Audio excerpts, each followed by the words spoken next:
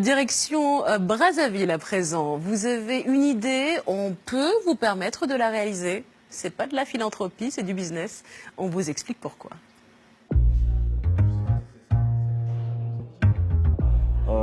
La Mouka Communication, Titari, 12 pixels. Et enfin, nous avons Cheleka. L'appel est un peu solennel ce matin. Normal, c'est un grand jour pour cette équipe de jeunes entrepreneurs. Après une rude sélection, ils intègrent aujourd'hui cet incubateur pour développer leur propre start-up.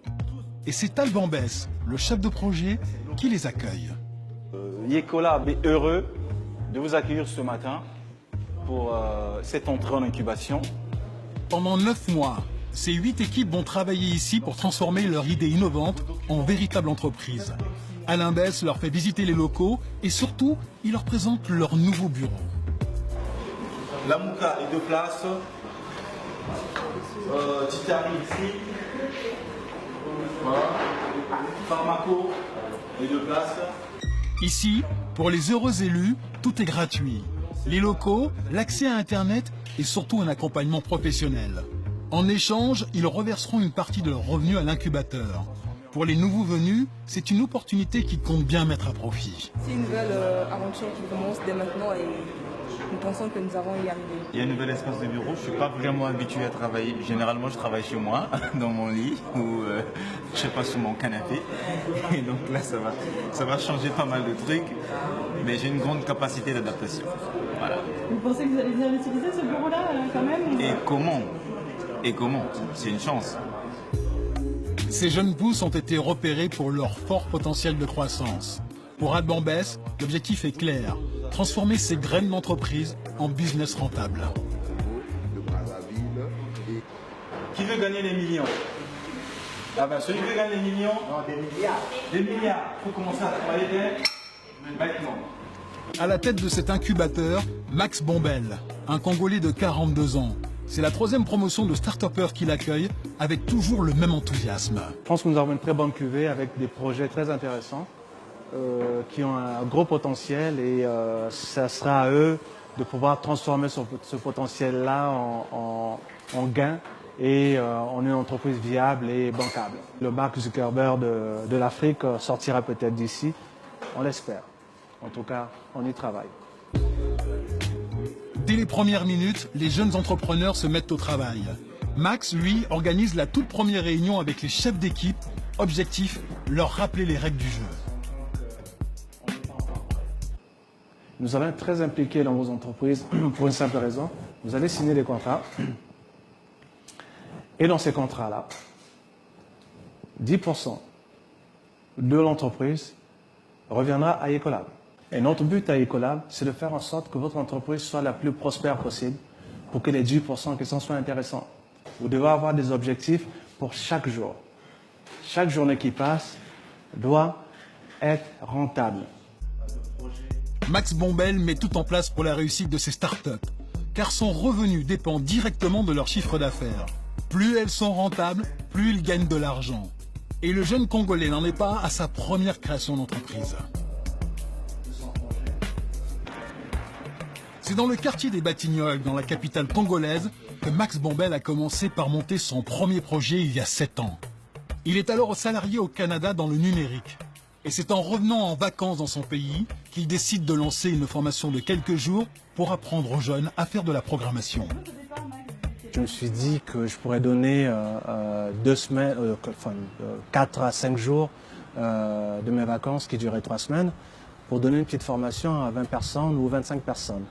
J'ai mis une annonce sur Internet et quelques semaines plus tard, il y avait 15 personnes qui étaient inscrites. J'étais super content. Et le hic, c'est que quelques jours seulement avant mon voyage pour venir ici, et là, on avait quasiment 400 personnes qui étaient inscrites sur la liste. Et on a fait 2 journées de formation en développement Java. C'était un carton total, l'engouement et plein de jeunes. Et on a décidé finalement de le faire chaque année. Depuis, son événement s'est étendu à une dizaine de pays en Afrique. Une manière d'essaimer ses connaissances dans le digital. Pourtant, il a lui-même tout appris en autodidacte pendant ses études en France. Donc j'ai commencé en auto-apprentissage dans un cybercafé à Paris. Je me souviens bien, un cybercafé près de Châtelet-Les Halles. Et je partais pour, pendant que les autres surfaient sur Internet, moi je faisais du code sur les machines. Face au succès de ces formations, Max comprend que la demande est là. Et il décide alors de lancer une véritable école pour former les futurs experts du numérique en Afrique. Dans le centre-ville, il y a 2 ans, Max a installé Yecolab, son université des nouvelles technologies. 1000 mètres carrés dédiés à l'enseignement du web et de la programmation. Ici, c'est l'équipe Java. Et là, c'est les jeunes du GDG qui travaillent sur leurs différents travaux. Bonjour. 300 étudiants sont déjà passés par les formations de Yecolab, dont 50 avec une formation certifiée, reconnue par l'État et les entreprises du secteur. Et dans les locaux, il y a même un espace de coworking. Ce qui est drôle avec cet espace, c'est que la plupart qui sont aujourd'hui nos développeurs sont venus souvent juste pour surfer, l'effet cybercafé. Mais après 2 semaines plus tard, on les retrouve en formation et après quelques mois, ils font partie de la cohorte des développeurs que nous formons. L'innovation est contagieuse et cet espace sert effectivement à cela. Encore une fois, ici tout est gratuit, car le financement est assuré par 2 partenaires principaux. L'institution publique ARPCE, le gendarme des télécommunications congolaises, à 95% et l'opérateur téléphonique RTL à 5%. Ensemble, ils assument le coût de la structure, 418 millions de francs CFA, de quoi financer des projets encore jamais vus en Afrique. Parmi les programmes les plus innovants, celui de Esteve Dende. Cet ancien étudiant en développement mobile dirige désormais le Tech Lab, le laboratoire des technologies de Yecolab. Et depuis 6 mois, il travaille sur un système d'intelligence artificielle. On travaille sur pas mal de projets, mais notre grand focus, c'est sur le projet Zola. Et qui est... Oui. Ok, là, c'est lui qui nous a entendu, il a répondu. Zola est capable de comprendre la voix humaine et surtout de répondre à des ordres pour commander à distance des ampoules, par exemple. Zola, bonjour. Bonjour. Zola. Que puis-je faire pour vous? Zola, allume l'ampoule du salon. Zola, allume l'ampoule de la chambre. J'ai allumé l'ampoule de la chambre. Ce qui rend Zola unique au monde, c'est qu'il comprend le Lingala, l'une des langues nationales du Congo. Je vais lui demander d'éteindre la lampe de la chambre, mais en langue nationale. Zola, bomamouine dans la chambre. Nabomimouine dans la chambre. Esteve Dende imagine déjà des applications concrètes et locales pour commercialiser son produit. Depuis son bureau, un monsieur peut demander à Zola tout simplement d'allumer la climatisation. Et dès qu'il arrive à la maison, le climat est déjà appréciable. Donc il peut déjà profiter de sa climatisation. Il y a également un jeune Congolais qui a créé un appareil qui permet de préparer son manioc à distance. Donc ce système aussi peut être utilisé pour contrôler cet appareil. Donc il peut demander à Zola de préparer pour lui du manioc. Et dès qu'il arrive à la maison, son manioc est déjà prêt à consommer. Pour soutenir ces projets, Yecolab s'appuie sur 2 partenaires de taille. Les Américains Google et Oracle qui fournissent à l'école les dernières innovations. Dans ce cours de technologie embarquée, c'est grâce à eux que le professeur peut utiliser un véritable drone. Le jeu embarqué, c'est pour une tâche bien précise. Donc si le drone doit voler, c'est tout ce qu'il doit faire. Un environnement stimulant qui permet aux jeunes de créer des solutions locales pour répondre à des besoins nouveaux. Parmi la première génération de start-upers, Marc Génis. Il a 28 ans et il a choisi de développer une application sur smartphone dans le secteur de l'immobilier. Pour vendre son produit, c'est lui qui assure la communication directement dans la rue.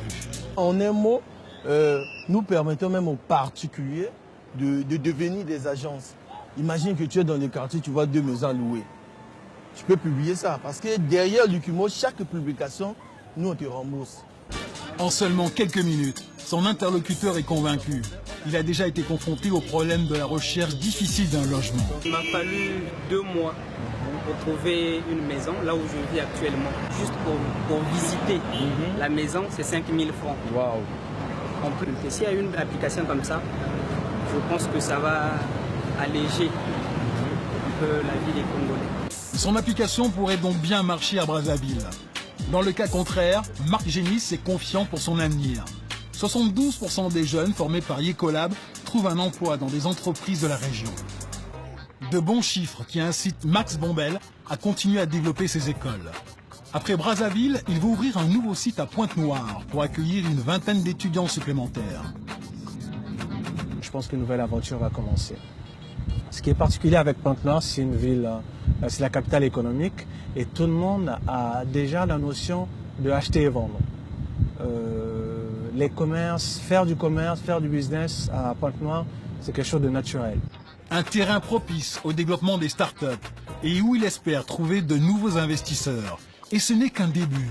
À l'horizon 2025, Max veut être présent dans toutes les villes moyennes du pays avant de s'exporter dans les pays voisins comme le Cameroun ou la République démocratique du Congo.